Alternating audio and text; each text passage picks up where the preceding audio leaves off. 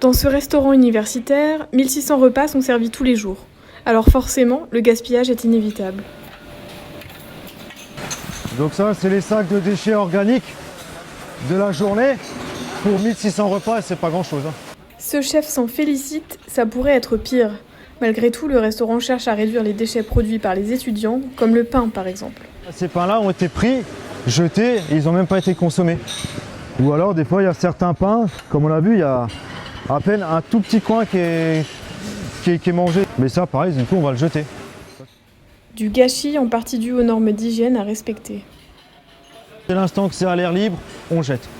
Tant que ça reste dans les frigos, filmé, dans les armoires chaudes, on garde. Mais dès l'instant que c'est mis en service, on doit jeter après. La direction veut faire des efforts et tenter de sensibiliser les étudiants. Mais le gaspillage concerne toute la chaîne alimentaire. 32% est occasionné par la production agricole, 21% pendant la transformation, 14% par la distribution, 14% par la restauration et enfin 19% à domicile.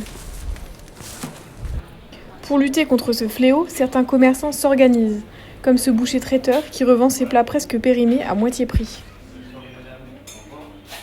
Et l'intérêt principal, c'est que voilà, ça nous permet de revaloriser nos produits qui arrivent en fin de vie. Et surtout le crève-cœur de jeter des produits. Des particuliers aussi agissent. Timothée, étudiant, utilise lui aussi une application pour éviter le gaspillage alimentaire. Aujourd'hui, il cherche des invendus de boulangerie. Je réserve autant que je veux, je fais payer.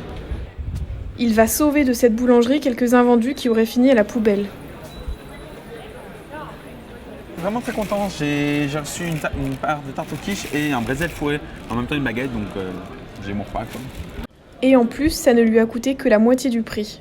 Donnant, pour lutter contre le gaspillage.